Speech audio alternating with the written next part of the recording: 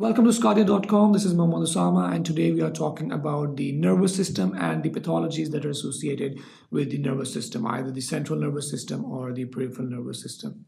So, in this series of lecture, we are going to talk about the congenital diseases of the nervous system, the cerebrovascular diseases and head injuries associated with the nervous system, the demyelinating conditions or the demyelinating diseases of the nervous system, and ocular diseases as well, degenerative diseases of the nervous system, and infections and tumors of the nervous system. So starting off, we're going to talk about the congenital disease, in which we are going to look into the detail the different type of neural tube defects as well as torch complex and hydrocephalus. Moving on, we're going to talk about the cerebrovascular diseases and head injuries, in which we're going to talk about the cerebral infarction and cerebral ischemia. We're also going to talk about cerebral hemorrhage and different type of intracranial and extracranial hemorrhages.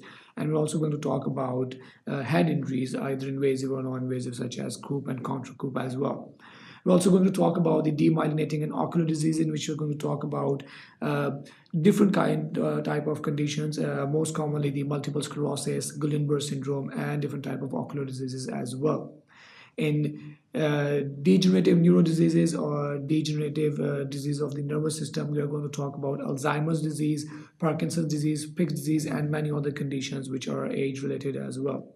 We're also going to talk about infections and tumors of the nervous system in the last section of this series of lecture, in which we're going to talk about pyogenic or bacterial infections, as well as viral infections, and the most common viral infection, that is poliomyelitis, as well as the tumors of the nervous system.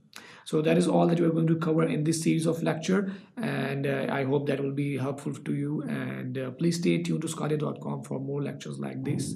Thank you very much.